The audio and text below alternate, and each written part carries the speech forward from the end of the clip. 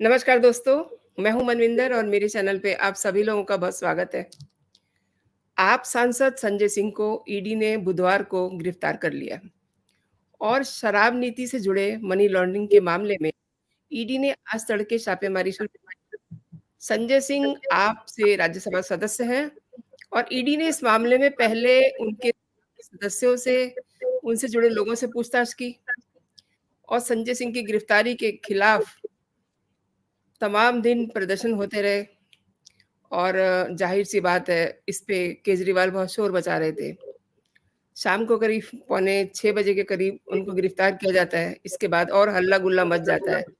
अच्छा, ये पहली गिरफ्तारी नहीं है और आखिरी ही होगी शायद से। अब केजरीवाल के सारे प्यादे घिर चुके हैं, मोहरे पिट चुके हैं, जेल जा चुके हैं। समझिए कि केजरीवाल किस हाल में होंगे। फिर से आलाप रहे होंगे अपना पुराना कि मोदी सरकार बदले की भावना से ये सब कुछ कर रही है, कुछ मिला नहीं, ब्ला-ब्ला। तो आज इसी पे बात करते हैं और केजरीवाल अब बिल्कुल अकेले पड़ गए होंगे। उनके पास बची है तो सिर्फ़ आस्ती मार लो और जिनके पास कुछ विभाग अभी कुछ पहले 2-3 दिन पहले ही उन्होंने उनको कुछ विभाग दिए हैं। इस पहलू को भी छुएँगे कि केजरीवाल ने हाल के दिनों में कनाडा और वैंकूवर में जो घटनाएँ हुई हैं, उन पर अपना मुँह नहीं खोला, उनके मुँह में दही जमा रहा। मेरे आज के मेहमान आप देख रहे हैं मेरे साथ वाली स्क्रीन पे हरिमोहन शर्मा जी हैं। हरिमोहन शर्मा जी वो हस्ती हैं जिन्होंने कई प्रशासनिक अधिकारी तैयार किए हैं। तो बहुत स्वागत है आपका हरिमोहन जी मेरे चैनल पे। Thank you ma'am. मैम दरअसल मामला जो है ना केजरीवाल वाला, वो मैं आपको जो थोड़ा मोटे तौर पर अगर बता दूं। जी, पहले जी, जी। आप भी काफी एक्सपीरियंस, मतलब आप हमसे काफी सीनियर हैं, लेकिन आपने देखा होगा कि असलियत में इस पर्सनैलिटी का राइज कैसे हुआ। ये जी, जो जी। डाउनफॉल हो रहा है ना, ये जी, जी। होता है ना कि किसी दानव के, जो हम जैसे यूपीएससी में पढ़ा के आंसर्स में लिखवाते हैं कि एक हुँ, जो हुँ। राइज था, चाहे वो नेपोलियन का था, चाहे वो हिटलर का था, चाहे वो स्टालिन का था, चाहे वो माओ जेडोंग का था, किसी का भी था, हुँ, वो जो हुँ। राइज होता है किसी का, उसके डिस्ट्रक्शन के जो जर्म्स होते हैं वो उसके पेट में होते हैं और वो वहीं वेरी से, तभी रावण को मारा गया, रावण मरा क्योंकि उसकी नाभि के अंदर उसको मारने वाले जर्म्स मौजूद थे। बस जी। आपने उनको हिट किया। हुँ, यही हुँ। चीज केजरीवाल के साथ यहाँ पर आ दिखाई दे रही है। मैं यू शुरू वांट टू में से एंटीडोज़। एंटीडोज, वो अल्टीमेटली वो सारा डिस्ट्रक्शन जो है ना वो उसके पेट में पहले दिन से था। बस अल्टीमेटली ये भिड़ा एक गलत बंदे से, या यूं कहें गलत ऑर्गेनाइजेशन से मामला, जी, और उसे जी। भिड़ना भी था। शुरुआत कैसे हुई? शुरुआत हुई अन्ना हजारे मूवमेंट से। अन्ना हजारे मूवमेंट से पहले इन लोगों को इनकी गली के लोग भी नहीं जानते। चलो जी, गली के मान लेते हैं, मोहल्ले वाले तो पूरे नहीं जानते। जी। लेकिन जैसे ही अन्ना हजारे मूवमेंट होता है, अल्टीमेटली इन्होंने अपने आप को जिस तरीके से प्रूव किया, वो एक चीज जो प्रूव की वो क्या थी कि ये बहुत ईमानदार लोग हैं। और ये जी। इतने ईमानदार हैं, ईमानदारी के कसीदे पढ़े गए, कस्में खाई गई, कस्में खिलाई हुँ, हुँ। गई और आहा! सर्टिफाई किया गया कि क्योंकि एक बंदे को मैंने देख लिया इसलिए वो ईमानदार है। अब आप खुद सोच कर देखिए, हुँ, हुँ। अल्टीमेटली स्टैंडर्ड सेट कर दिया कि ईमानदारी ही हर चीज के मामले में परफेक्ट होनी चाहिए। अब ऑब्वियस सी बात है, ईमानदारी परफेक्ट, ईमानदारी के लेवल पर शीला दीक्षित के नाम के वो पुलिंदे दिखाना, इतनी बड़ी एक वो पूरी लिस्ट थी ना 300 पेजेस की, जी, बाद में पता लगा किसी स्कूल की रिपोर्ट कार्ड थी। जी। वहां से जो राइज हुआ इसका, वो ईमानदारी के नाम पे। मैडम वो जो ईमानदारी के नाम पे राइज हुआ ना, उसे लोगों ने जी, ग्रैब भी कि हाँ, हमें एक ईमानदार पॉलिटिशियन चाहिए। जी, लेकिन वेरी ऑब्वियस। अल्टीमेटली प्रॉब्लम क्या है कि जैसे ही इसने वो पॉलिटिकल पार्टी बनाई, पहली वो कसम तोड़ी कि भाई मैं अपने बच्चों की कसम खाता हूं कि राजनीति में नहीं आऊंगा। हुँ, हुँ। अब आगे सवाल पूछो तो यार है हूं करके निपटा देता है, और बड़ी अजीब सी हंसी हंसता है रावण वाली। हुँ, वो हुँ। हंसी असलियत में उस झूठ को कनिंग दबाने कनिंग स्माइल है उसके। वाली जो स्माइल, वो हंसी होती है और स्माइल होती है वो। हुँ, अच्छा, हाजिर जवाब है तो इसे बच के निकलना आता है। और इसकी पूरी पार्टी के बंदे जितने भी है ना मैडम, उनको आप उठाकर देखेंगे, आपको केवल एक चीज उन सब में मिलेगी, हुँ, हुँ। इलॉजिकल भले ही हो, हाजिर जवाब। हुँ, हुँ। भले ही कितने भी इलॉजिकल हो, लेकिन हाजिर जवाब है, और तगड़े हाजिर जवाब। जी। यहां यही हुआ है कि अल्टीमेटली इसने पूरे हिंदुस्तान के नेताओं को चोर बता दिया। जी, 2-4 चोर जिनको बताया वो कोर्ट में इसको घसीट के ले गए, वहां जाके जी। पैर पकड़ के इसने माफी मांगी। हद से हुँ, हुँ। ज्यादा फंसी तब हुई जब राम जेठमलानी तक को इन्होंने अपना वकील हायर किया और राम जेठमलानी अरुण जेटली के अगेंस्ट कुछ बोले ना बोले, इसकी धज्जियां उड़ा के चला गया। जी, ये याद कीजिए, बड़ा बुरा एक सिचुएशन हुई थी। वो कह रहा मेरी फीस नहीं दी, कह रहा मैं कहां से दे दूंगा एंड ऑल। अब वो असलियत में वो ईमानदारी नहीं थी, वो अल्टीमेटली ईमानदारी का एक ढोंग था जिसके अंदर लोग फंस गए। अब उस ईमानदारी के ढोंग से सत्ता हासिल कर ली और सत्ता हासिल करने के बाद अच्छा एक चीज और, इसने बड़े कॉन्फिडेंटली एक चीज प्रूव कर दी कि कांग्रेस का अल्टरनेट ये है, हुँ, बीजेपी हुँ। का अल्टरनेट नहीं है, कांग्रेस का अल्टरनेट ये है। इसने शुरू में सीधे सीधे शीला दीक्षित को धज्जियां उड़ाई थी। एक बार मोदी जी से भिड़ने गया था बनारस, लेकिन एक अपने आप धज्जियां किसकी उड़ाई थी? शीला दीक्षित। उसके बाद सीधा अटैक किस पर? राहुल गांधी और क्या नाम है सोनिया गांधी के ऊपर, और जी, उसके अलावा कांग्रेस के। पहले तो ग्रैब किया कांग्रेस का वोट बैंक। अब प्रॉब्लम यह है कि कांग्रेस के वोट बैंक के दम पे दिल्ली में तो सरकार आ गई, पंजाब के अंदर से होप दिखाई दी थी। पहले 2014 वाले में 2 सीटें आई थी इसकी, याद कीजिए, 2 या मेरे ख्याल जी, से 4 सीटें आई थी, और जी, 4 जी। सीटें सांसद की लोकसभा के अंदर आ जाना पहली एक नई नवेली पार्टी को, और वो भी पंजाब जैसे स्टेट में, इसे वहीं से उम्मीद नजर आई। मैडम वहां जाके फंसाए खालिस्तानियों के दम पे, कि मतलब खालिस्तान के अंदर वेरी ट्रू, वेरी ट्रू। अभी जो पन्नू वगैरह के वो आ रहे हैं ना, जी, कि जी, जी, जी। ट्वीट्स वगैरह आ रहे हैं, क्योंकि पन्नू को इसमें अल्टरनेट मैं दिखाई दिया। आपको मैं एक ट्वीट दिखाती हूँ। एग्जैक्टली आप ये ये वाला। देखिए, हाँ सिकंदर कोहली ये कह रहे हैं कि thanks to Sikhs for Justice for supporting आप for better future of Punjab. Punjab. तो ये अब व्हाट नॉनसेंस। ये मैडम सिक्स फॉर जस्टिस वही है ना पन्नू वाला।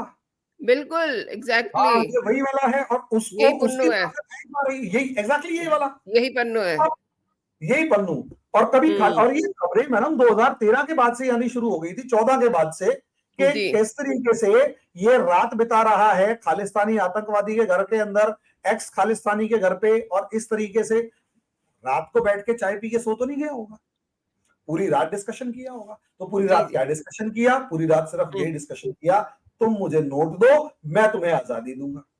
जी, खून दो नहीं, तुम मुझे नोट दो और वोट दो, और मैं तुम्हें जी, आजादी दूंगा हिंदुस्तान तोड़ने की।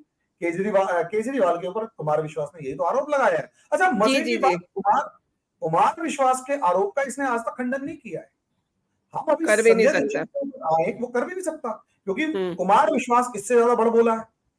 वो इसकी वैसे धज्जियां उड़ाएगा और एक बार जाए तो सही, और वो तो कविताएं गा गा के इसको मतलब खत्म कर देगा।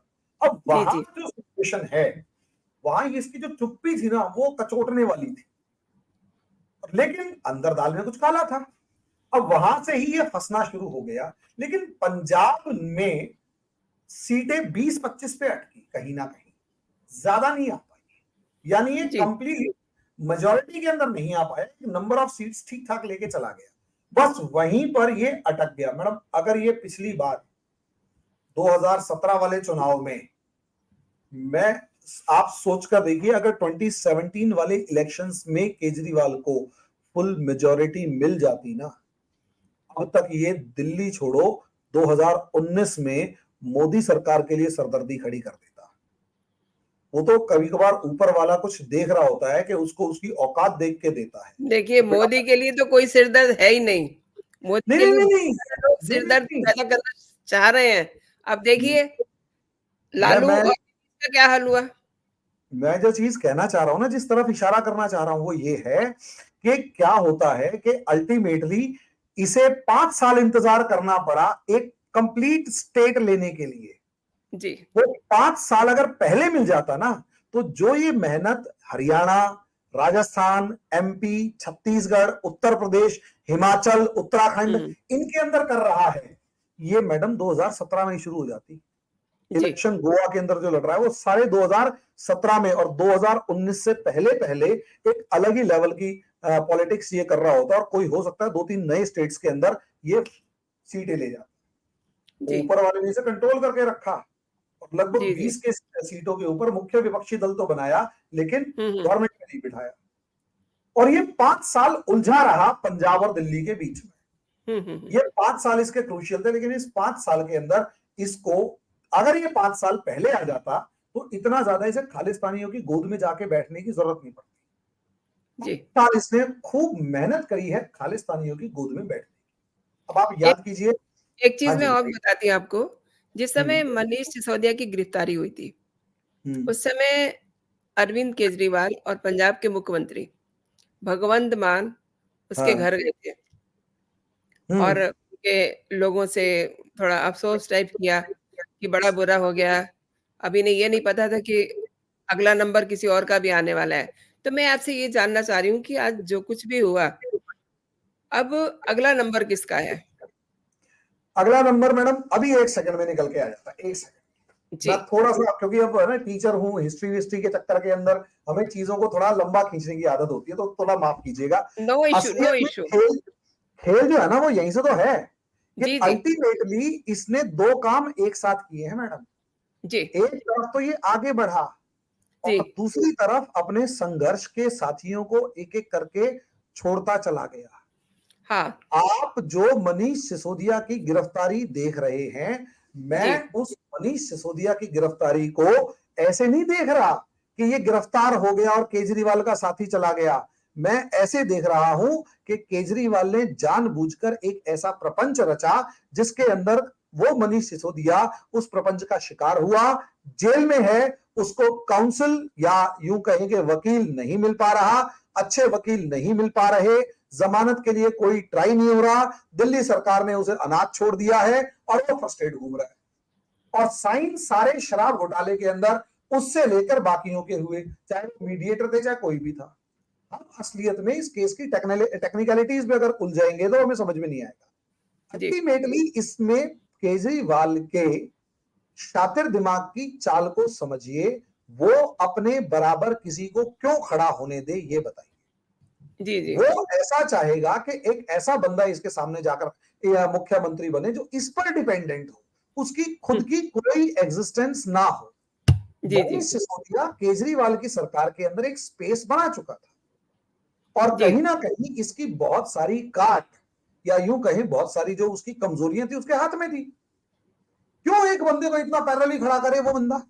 उसके लिए सीधा सी बंदा है, भाई निपटा इसको, खत्म कर। हुँ, हुँ। ये खेल खेला गया है और इस चीज के अंदर मैं पूरा मानता हूं कि मनीष सिसोदिया ऐसे गया। सत्येंद्र जैन अपने केस में गया था, इसके केस में नहीं गया। सत्येंद्र जैन की मनी लॉन्ड्रिंग के केस अपने भी बहुत थे, हुँ, हुँ। इसके नहीं थे, लेकिन मनीष सिसोदिया इसके नाम पे गया है और उसके परिवार को जिस तरीके से छोड़ दिया गया है वो एक अलग ही लेवल है। खैर छोड़ो उस जी, चीज को।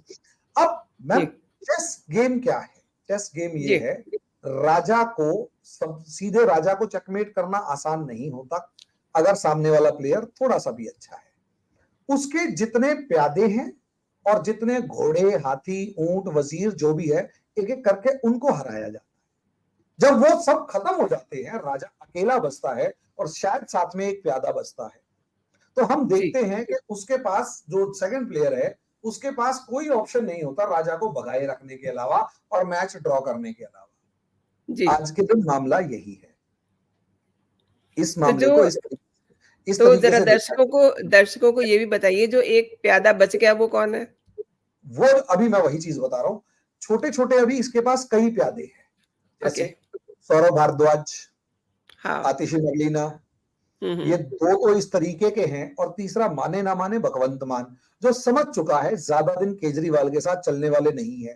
और जब र राघव क्या नाम चड्ढा है, रा राघव राघव चड्ढा, राघव चड्ढा मैं को क्यों भूल इसी रहे आ हैं? रहा था मैं। राघव जी। चड्ढा जो है, मुझे लगता है राघव चड्ढा केजरीवाल से डेढ़ जाना निकला। मैं इसे डेढ़ छाना ही मानता हूं, क्योंकि दिवाली के आसपास तक, पिछले साल दिवाली के आसपास तक खबर आ चुकी थी कि केजरीवाल की बेटी और इसके मामले में कुछ एडजस्टमेंट्स चल रही हैं और वाइफ की फोटो वगैरह आई है, केजरीवाल की वाइफ की है, हाँ कुछ कहानी है। और एकदम से मुझे शौक लगा, खबर सुनी कि भाई वो तो हुँ। परिणति चोपड़ा के साथ उड़ चला। जी। मैम, आप सोचकर देखिए, मुख्यमंत्री के नाम पर केजरीवाल है, पार्टी प्रमुख है, सब चीजें हैं, राघव चड्ढा को पंजाब का प्रभारी बना दिया गया और पूरे पंजाब का कंट्रोल ले लिया गया। मुझे पूरा विश्वास है राघव चड्ढा ने पंजाब के अंदर अपनी सारी गोटियां स्टैब्लिश करी अपना, क्योंकि अच्छे घर से है, चालबाज वो भी है, पढ़ा लिखा वो भी है, सारी अपनी एडजस्टमेंट एस्टेब्लिश करी और बड़े तरीके के साथ। अच्छा, पिछले कुछ दिनों से राघव चड्ढा मुझे चुप नजर आ रहा था और अभी भी चुप नजर आ रहा है। अभी शादी हुई है अगर ना, आप तो बिजी है। पिछला नहीं पिछला पूरा 1 साल उठाकर देख लें, जब से उसका केजरीवाल के परिवार के साथ नाम जुड़ा है, उस दिन के बाद से मुझे राघव चड्ढा बहुत ज्यादा एग्रेसिव नजर नहीं आया। ऐसे लग रहा है जैसे पंजाब के अंदर बहुत बढ़िया चुपचाप काम कर रहा है, और एकदम से परिणीति चोपड़ा के साथ नाम आया, उसके अंदर भी चुप है। और सिर्फ एक खबर आई, क्या नाम है, राज्यसभा के अंदर, कि उसने जानबूझकर 2-3 बीजेपी के सांसदों का नाम लिख दिया जी। इसके अलावा आपको राघव चड्ढा का नाम पिछले काफी टाइम से मीडिया में नहीं मिलेगा। साइलेंट है वो। यानी अंदर खाने कुछ ना कुछ चल रहा है उसका। और या हो सकता है कि कोई एक बड़ी गेम केजरीवाल के अगेंस्ट पंजाब में चल रही हो। अब वो क्या गेम है मुझे नहीं पता, वो आप ज्यादा निकाल सकते हैं, लेकिन मैं इतना जानता हूं कि जहां अगर वहां शांति है ना, वो भी उस टाइम पर जब खालिस्तान वाला मामला चल रहा हो, उस टाइम पर वो चुप बैठे हुए हो, तो अंदर खाते कोई ना कोई तो गेम है। अब यहां पर आ जाते हैं अगला नंबर, केजरीवाल को हम ये उम्मीद करें तो वो प्यादा कौन कौन है, वो प्यादे जिन्हें ले लेके घूम रहे हैं वो सौरभ भारद्वाज, आतिशी मरलीना और ऐसे ऐसे 2-3, एक वो परिवहन मंत्री भी है दिल्ली का, एक दो और है, वो सत्येंद्र जैन बाहर आ गया है, ऐसे ऐसे 2-3 और है। ये अब इररिलेवेंट से वो बंदे हैं जिनकी ग्राउंड लेवल की पकड़ नहीं है, शो ऑफ पूरा है। ये प्यादे बचे हुए हैं जो खत्म नहीं होंगे। हालांकि आरोप लग चुका है सौरभ भारद्वाज के ऊपर भी कि जल बोर्ड के अंदर 70,000 करोड़ का उसने घोटाला कर दिया है, लेकिन कहीं ना कहीं ये प्यादे खत्म नहीं होंगे, ये बस ऐसे ही चलते रहेंगे। अब सवाल ये है कि क्या केजरीवाल गिरफ्तार होगा? आप बताइए मैडम, इमरान खान को गिरफ्तार करने के बाद पाकिस्तान को की सेना को या पाकिस्तान की सरकार को फायदा हुआ नुकसान हुआ? नहीं, देखिए इस प्रोफाइल में अगर किसी को अरेस्ट किया जाता है तो उसकी पब्लिसिटी तो हो ही जाएगी ना, तो वो उसको फायदा मिल जाएगा। विक्टिम कार्ड खेलता है। आम जनता को आंसू बड़े प्यारे होते हैं, क्योंकि आंसू बहाते हुए आदमी के साथ आम जनता बड़ी तेजी के साथ कनेक्ट करती है। ये चाहे हम रजिया सुल्ताना के साथ देखें, ये चाहे हम लव कुश के साथ देखें, ये चाहे हम अपने नाटकों के अंदर देखें, चाहे ये हम कहीं ना कहीं इंदिरा गांधी के सिंपैथी वोट जो राजीव गांधी को मिले उस फॉर्म में देखें, चाहे हम जवाहरलाल नेहरू के एक्सपायर होने के बाद राइज ऑफ इंदिरा गांधी देखें, कहीं पर भी देखें, ये जो इमोशन है ना, ये बड़ा खतरनाक है। तो मुझे नहीं लगता कि केजरीवाल को किसी भी तरीके से गिरफ्तार किया जाएगा। लेकिन तो क्या केजरीवाल को ऐसे ही छोड़ दिया जाएगा? मैडम एक्चुअली क्या होता है, नेता को मतलब हमारे वर्ण व्यवस्था में 4 अलग अलग तरीके के लोगों के लिए 4 अलग अलग तरीके की पनिशमेंट थी। जैसे शूद्र अगर है जिसके पास बुद्धि कम है, शूद्र वो नहीं जो जन्म से, शूद्र वो जो कर्म से, कर्म से जो शूद्र है उसको पनिशमेंट ज्यादा मिलेगी। अगर वैश्य है तो उसको पनिशमेंट इस हिसाब की मिलेगी कि उसकी इमेज खराब हो। क्षत्रिय को पनिशमेंट इस तरीके से मिलेगी कि उसके सम्मान को ठेस पहुंचे, और ब्राह्मण को इस तरीके की पनिशमेंट मिलेगी कि भाई तू पूरी जिंदगी अपने आप को खुद धिक्कारता रहे ताकि तेरी बुद्धि के अंदर ऐसा कुछ चेंज कर दिया जाए। यही चीज आज के दिन एक नेता के साथ होती है। चाहे हम लालू प्रसाद यादव को उठा लें, चाहे पासवान को उठा लें, चाहे मुलायम सिंह यादव को, चाहे मायावती को, अल्टीमेटली इनका पॉलिटिकल करियर एक तरीके से डाउनफॉल पे क्यों गया या एक जगह आके रुक गया? क्योंकि इनकी इमेज खत्म हो गई। मायावती 0 पे आ चुकी है मैडम, एक टाइम की फुल मेजॉरिटी वाली जो सीएम है वो 0 पे है। जी बिल्कुल, 0 पे है। सर्वाइवल की उसकी प्रॉब्लम है। कहां चौधरी चरण सिंह प्रधानमंत्री बन चुके थे, उनको 0 सीट मिल रही है। उद्धव ठाकरे का हाल देख लीजिए। ऐसा ही कुछ हाल इनका नजर, इस केजरीवाल का नजर आएगा। दिल्ली में है, हो सकता है दिल्ली में से इसे ना हटाया जा सके क्योंकि एडजस्ट हो चुका है और बहुत जबरदस्त लेवल का ग्राउंड लेवल की रूट्स इसकी प्रिपेयर हो चुकी है। पंजाब में कितने दिन चलेगा मुझे नहीं पता, क्योंकि पार्टी में टूट होने वाली है। मुझे भी थोड़ी बहुत जो खबरें मिलती हैं कि अगले कुछ दिन के अंदर अंदर हाव भाव बदल रहे हैं। और जो एंटी खालिस्तान माइंडसेट, अच्छा मजे की बात, केजरीवाल के ने खालिस्तानियों को छूट दी और छूट मिलने का फायदा बीजेपी को मिलता हुआ नजर आ रहा है। जो एंटी खालिस्तान जो लोग थे वो कहीं ज्यादा मजबूती के साथ बीजेपी को जुड़ते हुए नजर आएंगे। तो अनइंटेंशनली सही है तो बीजेपी को सपोर्ट कर गया, लेकिन फंसा हुआ इसके बाहर मुझे नहीं लगता कि निकल पाएगा। हाँ, और जब भी निकलेगा तो ईडी और दूसरी ऑर्गेनाइजेशंस तो है ही इसके पीछे पड़ने के लिए, एनफोर्समेंट डायरेक्टरेट से लेकर जितनी भी। तो गिरफ्तारी संजय सिंह की होने का सीधा मतलब है कि अगला नंबर दिखाई दे रहा है केजरीवाल का। लेकिन क्या सच में केजरीवाल को गिरफ्तार करेंगे, तो मैं इसमें थोड़ा सा डाउटफुल हूं, क्योंकि मुझे नहीं लगता कि मोदी सरकार जितनी एक्सपीरियंस है वो ऐसा कोई गेम खेलेगी या ऐसा कोई रिस्क लेगी जिसमें सिंपैथी वोट्स केजरीवाल ले जाए और आसपास के स्टेट्स के अंदर भी एक एक दो सीटों के अंदर अपनी प्रेजेंस को दर्ज करवा जाए। मुझे ऐसा लगता नहीं। बाकी अभी समय बताएगा कि वो किस तरीके से है, क्योंकि अगला नंबर, अब देखिए नंबर 2 और नंबर 3 संजय सिंह के पास तो इसलिए क्योंकि अच्छा, मेरे को केजरीवाल की पार्टी के अंदर एक चीज और नजर आती है जी, और चीज नजर आती है कि जब जब जिसका नंबर आ रहा होता है ना, वो पहले ही उछलना शुरू कर देता है। जी, आप देखिएगा जो हमारे जो ये मनीष सिसोदिया है, जब मनीष सिसोदिया का नंबर आया तो एक साल पहले से मनीष सिसोदिया ने इसको कहना शुरू कर दिया था, मेरे को गिरफ्तार कर सकते हैं, मेरे को गिरफ्तार कर सकते हैं, मेरे को गिरफ्तार कर सकते हैं। और इसके ऊपर जब जब रेड पड़ने लगी तो उसको लास्ट में एक साल बाद जाके गिरफ्तार किया, यानी उसे पता था कि मेरा नंबर आएगा। और जैसे ही मनीष सिसोदिया जाते हैं उसके बाद एकदम से संजय सिंह ने शोर मचाना शुरू कर दिया, अपने घर के बाहर बोर्ड लगाना शुरू कर दिया, कहना शुरू कर दिया कि ईडी वालों ने मेरे से माफी मांगी एंड ऑल। मुझे अब इसके बाद केजरीवाल की गिग्गी तो नजर आ रही है, क्योंकि वो बयान नहीं दे रहा और वो ये भी कह रहा है कि मैं भी जेल जा सकता हूं, ठीक है, लेकिन मुझे इनके अलावा तीसरा कोई नेता अभी तक सुनाई नहीं दे रहा कि इस जैसा कोई बयान या इस जैसा कोई पैटर्न नजर आ रहा। या तो नहीं, बीजेपी को देखिए, एक तो शराब घोटाला है, दूसरा शीश महल है, तीसरा बट आई थिंक कि ये जो इसके खालिस्तान के कनेक्शन है, क्योंकि वैंकूवर में जो घटना हुई इसने कुछ नहीं बोला। इसके बाद कनाडा और भारत के बीच में जो रिश्ते खराब होने थोड़े से शुरू हुए निज्जर को लेकर के, पुन्नू आए दिन धमकी दे रहा, इस पे कभी इसने कुछ नहीं बोला। अब आप ये देखिए, मैं एक आपको ट्वीट दिखाना चाहती हूँ। ये ट्वीट उस शख्स का है जो कनाडा में ट्रूडो की पार्टी को सपोर्ट कर रहा है, ठीक है? आप देखिए इसमें क्या लिखा हुआ है कि ये स्वास्तिक को कुछ नहीं समझते हैं। इधर जी, ठीक है? मतलब टोटली हिंदू विरोधी। और इधर अरविंद केजरीवाल क्या कह रहे हैं कि समवन सेंड मी दिस। ये स्वास्तिक को झाड़ू लेके पीछे भाग रहे हैं। एंड इससे इसका माइंडसेट पता चलता है कि ये क्या सोचते हैं। ये ना देश के हैं, ये ना किसी धर्म के हैं। नहीं, देखिए धर्म का तो मैं कुछ क्या कहूं, लेकिन मैं धर्म को तो देखिए, मैं बेशक एक हिंदू हूं, प्रैक्टिसिंग हिंदू हूं, भगवान में पूरा भरोसा है। अभी भी मैं गिरिराज महाराज की गोवर्धन की परिक्रमा करके आया तो पैरों में छाले अभी भी हैं और एक में घाव हो रखा है। मैं हिंदू प्रैक्टिसिंग हूं, लेकिन मैं धर्म और देश के मामले में देश की बात पहले करता हूं।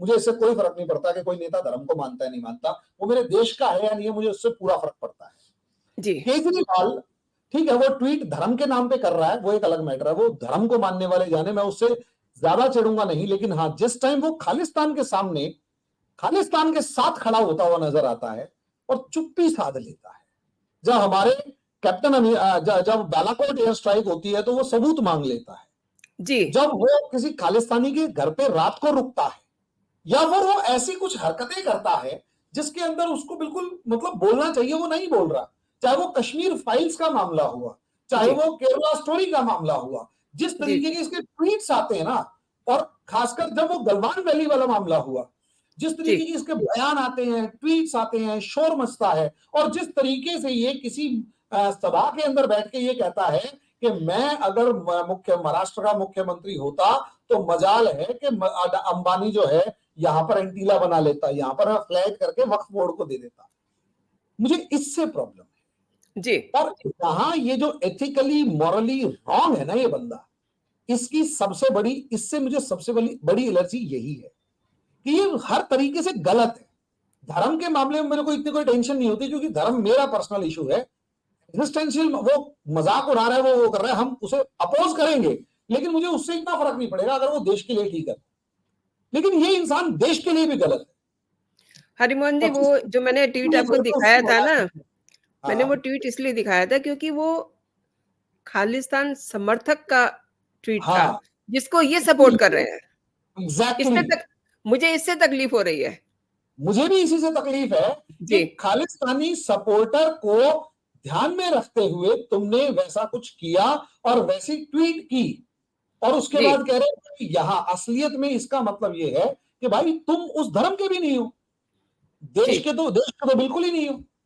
जी, ये जी। चीज ना, इस चीज, अच्छा प्रॉब्लम ये है कि इसने अल्टीमेट अपना वोट बैंक का टारगेट वो बना रखा है जिसे देश से ज्यादा अपनी उन समस्याओं की चिंता है। समस्याएं हैं भी या नहीं पता नहीं, लेकिन कई मामलों में बहुत सारे लोग हैबिचुअल हैं जो कहीं ना कहीं शहर की महंगी लाइफ को के अंदर सरवाइव करने में थोड़ा कैपेबल नहीं है। जी। मेरा ऐसा मानना है। और इस लेवल पर यहां पर इसको खत्म करना, तो कम से कम एक तरीके से इतना बांध के रख देना कि ये अपनी इस गलत माइंडसेट को ज्यादा ना फैलाए। मैं यही चाहूंगा, और हालांकि मैं चाहूंगा तो मैं भी यही कि इसको इसके खालिस्तान समर्थन के किए की सजा मिले, इसको शराब घोटाले की सजा मिले, और शीश महल बनाकर बाकायदा मैं यही चाहूंगा कि शीश महल के अंदर जाएं, वहां फोटो वोटो लोग उसकी खिंचवा के लोगों को दिखाई जाए कि देखो ये तुम्हारे पैसों को किस तरीके से बंदा उड़ा रहा है, और तुम्हारे लिए वो जो मोनो रेल है वो बनाने से मना कर रहा है, जी। और कहां कहां किस तरीके से। तो ये मैडम बड़ा शातिर आदमी है, इसको कंट्रोल विकास कर के लिए पैसे नहीं है इनके पास, विकास के लिए पैसे नहीं है, विज्ञापन के लिए पैसे हैं। 1500 मीडिया में विज्ञापन के लिए पैसे हैं। और फिर आप देखिए, वन मोर थिंग, मैं आपका उस पे टिप्पणी लेना चाहूंगी। कल कुछ पत्रकारों के खिलाफ, न्यूज़ क्लिक के खिलाफ कार्रवाई होती है। उस पर भी ये कह रहे हैं, अरे ये तो मीडिया को नहीं छोड़ रहे हैं। अरे आप ये तो देखिए कि उन पे क्यों कार्रवाई की जा रही है। देखिए मैडम, यहां पर मैं आपको जी। दो चीजें बताऊं। हम्म। पहला, ये मतलब वही है ना कि मैं करूं तो परफेक्ट है, तू नहीं कर सकता, क्योंकि मैं हूं और तू है। जी। ये इस माइंडसेट पे चल रहे हैं, दोगलापन। थोड़े दिन पहले हम लोगों ने खबर सुनी और मेरे को बड़ा अचंभा भी हुआ कि इन्होंने 14 पत्रकारों को बैन कर दिया कि इनकी पार्टियों के प्रवक्ता वहां नहीं जाएंगे, जी। उनके सवालों के जवाब नहीं देंगे। जी। अच्छा, ये 14 पत्रकारों को बैन करना कौन सी डेमोक्रेसी है? ये भी तो डिक्टेटोरियल माइंडसेट ही है आपका। आप डिक्टेटोरियल माइंडसेट रखते हो, तभी तो आप सामने वाले को कह रहे हो कि इसको बैन करो, इसके पास नहीं जाऊंगा, इससे बात नहीं करूंगा। ओके, आप बात नहीं करोगे, इसको नाम उजागर क्यों कर रहे हो? असलियत में आप डर बिठा रहे हो, ठीक है। इसीलिए मैं, अच्छा इसको क्यों बताया, क्योंकि जब न्यूज क्लिक का मामला है, तो क्या हम उसी क्राइटेरिया पर, जब आप उन 40 जो जर्नलिस्ट को बैन कर रहे हो, तो उस क्राइटेरिया पे न्यूज क्लिक को क्यों ना चुना जाए, जबकि उसकी मनी ट्रेल जो है, हमारे सरकारी ऑफिसर 38.5 करोड़ से लेकर सब चीजें, यहां तक कि सुप्रीम कोर्ट में मामला गया, वो घबरा गई कि भाई ये है क्या। सुप्रीम कोर्ट के अंदर आज ही खबर आई है ना मैडम कि जी। सुप्रीम जी, कोर्ट बिल्कुल। के न्यूज क्लिक वाला मामला आया, वो क्या नाम था उसका, एम से नाम है उसके, वो जी। जी। हेड का, न्यूज क्लिक के हेड का, उसका मामला जब सुप्रीम कोर्ट के सामने गया और परमानेंट इनका वकील जो कपिल सिब्बल है वो जाके खड़ा जी। हुआ, तो सुप्रीम कोर्ट घबरा गई है कि भाई असलियत में मामला क्या है। और ये भाई इतना बड़ा अमाउंट उनके अकाउंट में आ रहा है, क्या उन्हें पता ही नहीं है? मतलब एग्जैक्टली क्या कोई ऐसा सोशल प्लेटफॉर्म है कि आपको लाइक मिल गया, आपको पता ही नहीं, आपका किसने सब्सक्राइब कर लिया, आपको पता ही नहीं? कमाल हो गया। मतलब उस पे केजरीवाल का, जो उसने ये कहा कि अरे ये तो जो है पत्रकारों का मुंह बंद कर रहे हैं। आप ये तो देखिए कि मसला क्या है, कौन फंडिंग कर रहा है, जो हमारे देश का दुश्मन है, अच्छा, एक चीन। एक चीज मैं आपसे केजरीवाल वाला अल्टरनेट पूछता हूँ। जी। पत्रकारों का मुंह बंद कर रहे हैं, जब इसके पास पहली बार पुलिस आई पंजाब में, हम्म। पहली बार सरकार आई, अगले दिन रेड कहां पड़ी थी? एक तो वो बग्गा था, जी। कुमार विश्वास के घर, अलका लांबा के घर, मैंने सुना है कि वो प्रशांत भूषण के घर भी पहुंच के थे कि हाँ भाई तुझे भी लेके चले। ये बात कर रहा है लिटरली। योगेंद्र यादव को जिस तरीके से खूनम खून करके निकाला, प्रोफेसर आनंद को जिस तरीके से खूनम खून करके निकाला, जी, या कपिल मिश्रा को जिस तरीके से पीट, ये बात कर रहा है ये आदमी लिटरली कि पत्रकारों का मुंह बंद कर रहे हैं। भाई तूने तो गला दबा दिया था।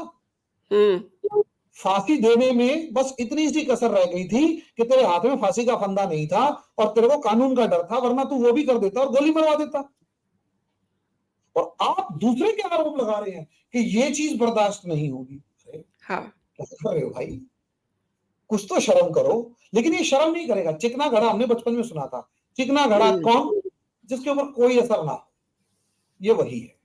शर्म तो मुझे लग रहा है ये अन्ना के मंच पे ही छोड़ आए थे, इसीलिए आज भी जो है 1 नंबर एक्स्ट्रा की टी-शर्ट खरीदते हैं और वही हाल इनके पैंट का रहता है, 1 नंबर लूज पहनते हैं, ऐसे लगता है ऐसे बहुत गरीब हैं, बहुत आम आदमी हैं, जबकि आम आदमी के घर का जो एक पर्दा है, वो 1-1 लाख रुपए मतलब कई लाख का, आई शुड से और 4 लाख का जो पॉट सुना ना, दिमाग हिल गया। जी। 4 लाख का पॉट, बताइए मैडम। ये आम आदमी के जलवे हैं, देखिए। यही आम आदमी के जलवे हैं। आम आदमी को आम आदमी कहला के खुद को आम आदमी के जैसा दिखा के राजा बन जाओ। अच्छा, इसमें एक चीज और है, ये साइकोलॉजिकल गेम बड़ी जबरदस्त खेलता है, बड़ी जबरदस्त जी। आम आदमी के साथ कनेक्ट करने के लिए उस जैसे कपड़े पहनकर, उस जैसी बातें करके अपना मुख्यमंत्री का वो साध रखा है। बीजेपी के साथ रोना भी बहुत जल्दी आता है इसको मंच पे। हाँ, रोना तो ऐसे आता है कि जैसे पता नहीं वो वैसलीन, वो ग्लिसरीन या होता है, वैक्सीन होता है, वो आंख पे लगा के या प्याज वो छोटी सी लगा के ऐसे वो 2 मिनट के अंदर कि जेब में हाथ डालेगा और प्याज के वो लगाएगा और रोना शुरू। ये सब ड्रामेबाजी हैं और ये जाने वाला है। कम से कम हम ये नहीं कहेंगे कि जेल जा रहा है, क्योंकि मेरे को लग नहीं रहा, लेकिन हाँ, इसको जेल जाने से भी बुरी दुर्गति इसकी होने वाली है और बहुत जल्दी होने वाली है। और हम जल्दी ही इसके ऊपर भी वीडियो कर रहे होंगे कि भाई केजरीवाल नहीं जाएगा और नहीं जाएगा, लेकिन इसकी कपड़े फट चुके होंगे। जी जी लेकिन एक वोट बैंक ये बना चुका है। मैं एक एग्जांपल देना चाहूंगा मुलायम सिंह यादव का। मैं आगरा से दिल्ली ड्राइव कर रहा था एक्सप्रेस वे पर, ठीक है, तो मैं वोटर माइंडसेट बताना चाहूंगा। एक्चुअली मेरी आदत है, मैं लोगों से बहुत बात करता हूँ, स्टूडेंट्स होंगे, ऑटो वाले होंगे, जहां वो बैठा होगा ना, बात कर रहा होता हूँ, मुझे बड़ा मजा आता है बात करने में जी। एक पुलिस वाले ने मेरी गाड़ी रोकी कि भाई साहब, वो पुलिस जिप्सी थी पूरी, कि भाई साहब इसे आगे तक छोड़ दोगे, एक्सप्रेस वे में मथुरा वाले टोल तक छोड़ देना। मैंने कहा ठीक है, छोड़ दूंगा। बैठा, बातचीत करी, वो एटा इटावा का ही था। अच्छा। और मुलायम सिंह के एरिया का ही था। मुलायम सिंह के एरिया का यादव जी थे जी। मैंने उनसे पूछा, मैंने कहा यादव जी एक बात बताओ, हमारे जो बड़े यादव जी उन्होंने इतने घोटाले किए, आपको कोई फर्क नहीं पड़ता? उसने बहुत शालीनता के साथ, जबकि सब इंस्पेक्टर रैंक का बंदा था पुलिस वाला, बड़ी शालीनता के साथ एक बात कही। कहता यार एक बात बताओ, मेरी नौकरी उनके दौर में लगी, मेरे घर वालों को इतनी मदद करी, मुझे और मेरे कम्युनिटी को इतना फायदा हुआ, अब उसके बदले में अगर वो हेलीकॉप्टर क्या धरती भी खरीद जाए, मुझे कोई फर्क नहीं पड़ता, मेरे को अपना फायदा देखना। और बहुत ब्लंटली, बहुत जिसे कहते हैं ना ओपनली वो बात कर चुका था। मैंने कहा साहब इससे फिर देश का भविष्य? कहते देश का भविष्य वैसे कौन सा ठीक है, पहले परिवार का भविष्य तो सुधारूं। ये जो माइंडसेट है ना, ये असलियत में ये नेता ग्राउंड लेवल पर प्रिपेयर करते हैं। और केजरीवाल ऐसा एक वोट बैंक प्रिपेयर कर चुका है जो मरते दम तक इसका साथ देगा। और यहां आप माने ना माने, मोदी जी के सामने भी चैलेंज ये है कि उस वोट बैंक को इसके पास से हिला नहीं सकते। हाँ, नया वोट बैंक बनने नहीं देंगे, ये वो कर सकते हैं, लेकिन पुराना वोट बैंक हिल जाएगा, वो ये मोदी जी भी नहीं कर सकते। बट आई थिंक हरिमोहन जी कि जब से 2014 से अगर मैं देखूं तो माइंडसेट तो काफी चेंज हुआ है। रादर जो यूथ है, जो हमारे पढ़ने वाले बच्चे हैं, क्योंकि बहुत टाइम मतलब ऐसे इवेंट आते रहते हैं, आप भी देखते हैं, क्योंकि आप एजुकेशन से जुड़े हुए हैं। बच्चों के साथ जाना, बच्चों के साथ उनके परीक्षा के दौरान जाना, यूथ के लिए विदेशों में बहुत सारे सेगमेंट उनके लिए सामने रखना। तो मैं समझती हूँ कि माइंडसेट तो चेंज हुआ है, लेकिन हाँ, ये जो मुफ़्तख़ोरी का है, जो जिसकी तरफ आप इशारा कर रहे हैं, दैट इज़ समथिंग डिफरेंट, देखिए, आप जिस इफ आई एम यूथ की नॉट बात कर रॉन्ग। नहीं मैम, बिल्कुल। आप जिस यूथ की बात कर रहे हैं ना, यही यूथ क्लासरूम में मेरे से बहस भी करता है। तो सर आप तो मोदी भगत है। हुँ, हुँ, हुँ। फिर उन्हें समझाना पड़ता है। आज भी क्लास के अंदर बच्चे को एक को मैं दिखा के आया कि why I support foreign policy and defence policy of Modi. तो जी, उसमें एके एंटनी का नवंबर 2013 का एक बयान मैंने बच्चों को स्क्रीन पर यूट्यूब पे चला के दिखाया जी, कि बेटा देखो, ये एके एंटनी का बयान है जिसमें एके एंटनी ओपनली मान रहा है कि हाँ हमने इंफ्रास्ट्रक्चर डेवलपमेंट नहीं किया क्योंकि हम चाइना हुँ, से उस जी, चीज को आप कनेक्ट करो केजरीवाल से। असलियत में मोदी सरकार हो या अन्ना हजारे मूवमेंट हो, इन्हें एक डिकेड बीत चुका है, 10 साल। यानी आज जो जनसंख्या लगभग लगभग 20 से लेकर 25 साल के बीच की है, या कम से कम 18 से 28 के बीच की हम मान लेते हैं, ये वो जनरेशन है जिसने कांग्रेस रूल देखा ही नहीं, जिसने कांग्रेस के वो 10 साल देखे ही नहीं। और ये एक बहुत बड़ा परसेंटेज है, और ये वो परसेंटेज है जिसके ऊपर लायबिलिटी बहुत ज्यादा नहीं है। वो अपने भविष्य को लेकर चिंतित है और उसे अपना भविष्य कम्युनलिज्म के अंदर यानी सांप्रदायिकता के अंदर होते हुए दंगों को देख के वो डरता है। और वो ये नहीं देख रहा कि कांग्रेस के जमाने में और आज के जमाने में फर्क क्या है, क्योंकि उसे कांग्रेस वाला पता ही नहीं है। ये सबसे बड़ी प्रॉब्लम है। और आप माने चाहे वो हमारा विपक्ष का कोई भी, खासकर राहुल गांधी हो गया चाहे केजरीवाल हो, इन लोगों ने दिल्ली की या अपने जिस भी एरिया में ये लोग हैं, ये यूनिवर्सिटी में बड़ी तगड़ी पकड़ बना रहे हैं। और मैं इस चीज को अच्छे तरीके से मतलब देख पा रहा हूं कि बीजेपी इस सेगमेंट में कमजोर है। हालांकि बहुत इफेक्टिवली काम कर रही है, लेकिन कहीं ना कहीं ग्राउंड लेवल पर जाकर कार्यकर्ता के साथ बैठ के वो जो डिस्कशन करने वाला मामला होता है ना, ये नहीं हो पा रहा। और ये आगे आने वाले टाइम में बीजेपी को हो सकता है थोड़ा बहुत सही, लेकिन बैकफायर करे। इसे इग्नोर कर रही है बीजेपी ग्राउंड लेवल पर। और केजरीवाल वगैरह जो है ना, ये जो वोट बैंक है, ये कई मामलों में मजबूती के साथ केजरीवाल के साथ खड़ा है, और कई मामलों में ये अनजाने में सही कांग्रेस को सपोर्ट कर जाता है, या एंटी मोदी या एंटी बीजेपी वाली कोई भी पार्टी होगी उसको सपोर्ट कर जाता है। क्योंकि उसे वो अपना, जैसे ही कम्युनलिज्म की बात होती है, हिंदू मुस्लिम की बात होती है, इसे अपना भविष्य अंधकार में नजर आता है, क्योंकि पढ़ा लिखा है और सेक्युलरिज्म का पाठ पढ़ रहा है। तो इस चीज को हम थोड़ा नहीं देख पा रहे, और ये वोट बैंक इनका बना रहेगा, ठीक है। और यही एक कारण है कि जिस दिन अगर गलती से भी केजरीवाल को उठाकर आपने जेल में डाल दिया ना, क्योंकि अभी भी डिबेट डिस्कशन में खासकर वो स्टूडेंट जो यूनिवर्सिटीज जा रहा है, कॉलेजेस में है, या वो छोटे मोटे अभी कोई काम करना शुरू कर रहा है, उसके दिमाग में अभी भी इन सब की गिरफ्तारी कहीं ना कहीं एंटी है। इसीलिए धीरे धीरे गिरफ्तारियां हो रही है, ताबड़तोड़ नहीं हो रही। हम इस चीज को इग्नोर नहीं कर सकते, क्योंकि वो नहीं, आज क्लासरूम में डिस्कस करता है और आज भी कहता है नहीं सर आप मोदी जी गलत कर रहे हैं।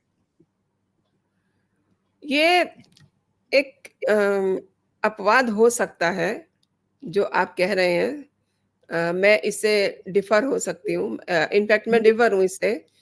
लेकिन एंड ऑफ दिस शो अ, आप ये बताइए कि जिस तरीके से मोदी जी ने हर सेगमेंट पे, महिलाओं का हो, यूथ का हो, या फिर नौकरियों का हो या विकास का हो, उसके सामने तो केजरीवाल कहीं नहीं ठहरते हैं।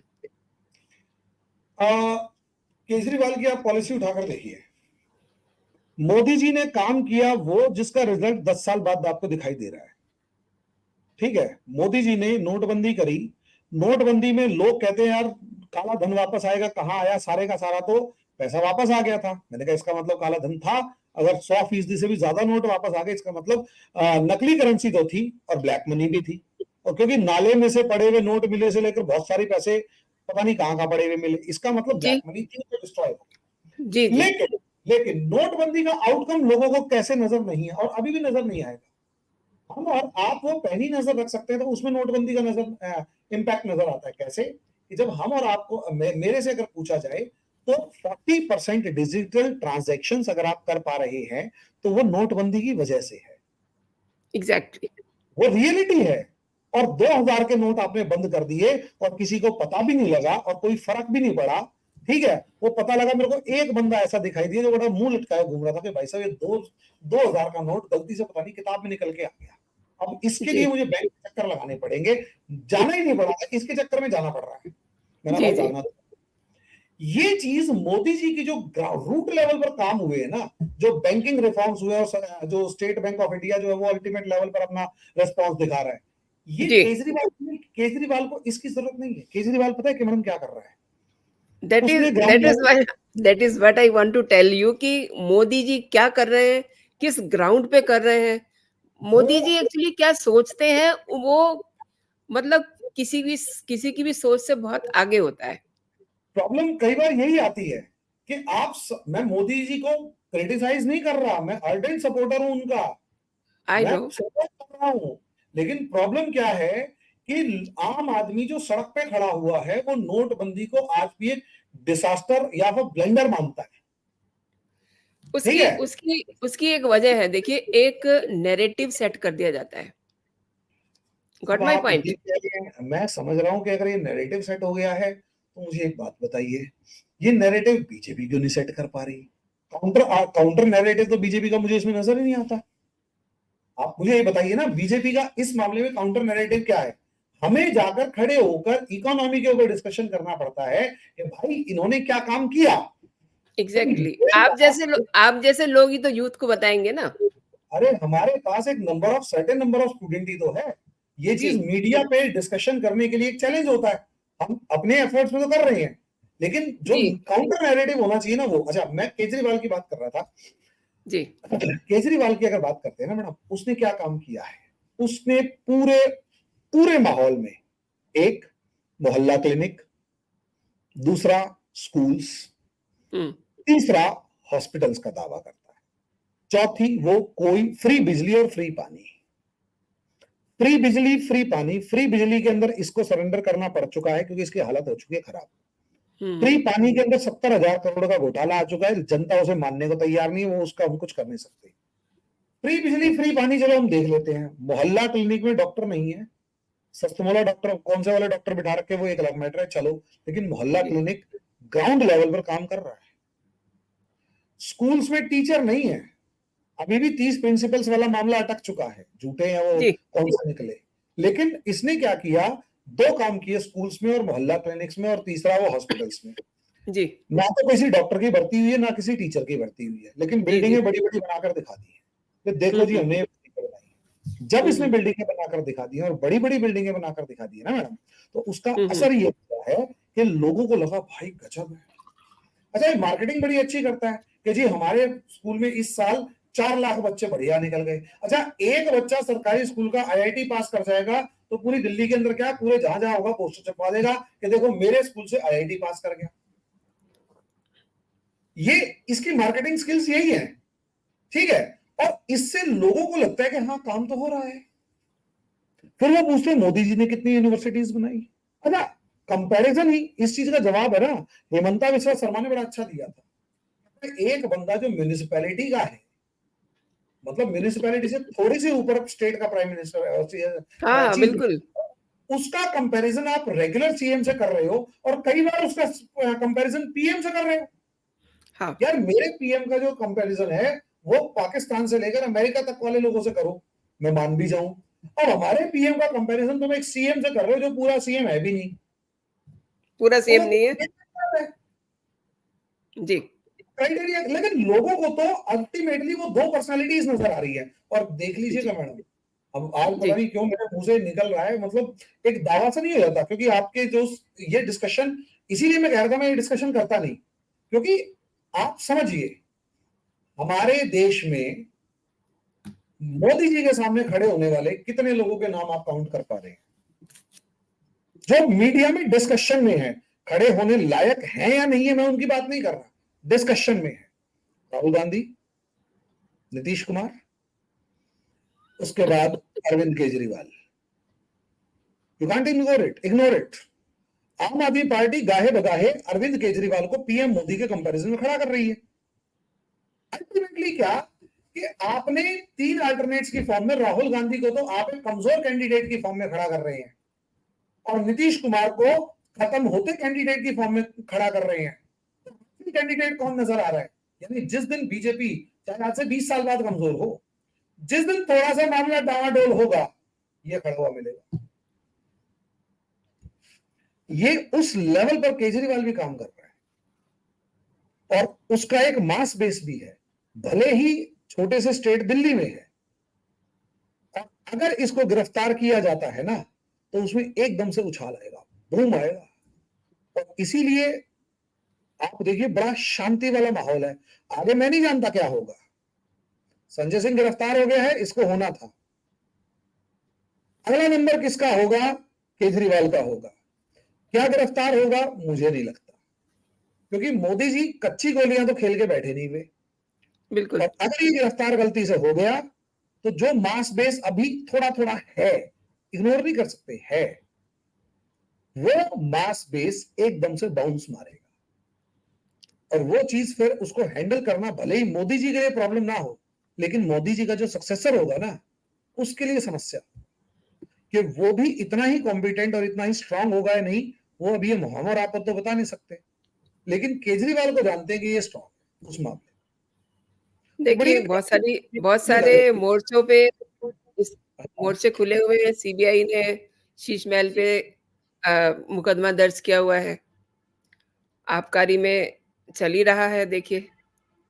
तो lot of things are there in floating. आप जो कह रहे हैं वो बिल्कुल ठीक है, मुकदमों में उलझाएंगे इसको, और इसका हाल वही होगा। इसका हाल भी जो मुलायम और लालू का हुआ, अपने एरिया में सीमित रह के रह गए। जी जी, क्योंकि दावेदार तो वो भी थे madam. Sharad Pawar PM candidate थे, मुलायम सिंह यादव पीएम कैंडिडेट थे, लालू प्रसाद यादव पीएम के लिए दावेदारी करते थे। इनको उनके राज्यों में उलझा दिया गया, क्योंकि ये दावेदारी करते थे तो इनके सब के ऊपर मुकदमे, इनकी फाइलें खुली। कोई चारे घोटाले में गया, कोई से आय से अधिक संपत्ति में गया और कोई किसी में गया। ये भी उसी में जाएगा। इसका भविष्य यही वाला है। बिल्कुल सही कह रहे हैं आप। मोदी जी क्या सोचते हैं, ये तो उनके कैबिनेट के मंत्रियों को भी पता नहीं होता कि वो कल क्या करने वाले हैं। तो इसी तरीके से केजरीवाल का क्या होगा, ये तो अब आने वाला वक्त ही बताएगा। लेकिन हाँ, जो जांच है, उसकी आंच केजरीवाल तक पहुंच चुकी है। आपका बहुत-बहुत शुक्रिया मेरे शो के लिए समय निकालने के लिए, और मैं उम्मीद करती हूँ कि फिर हम जल्दी मिलेंगे। बहुत-बहुत धन्यवाद आपका। जय हिंद, जय भारत। जय हिंद मैडम, जय भारत।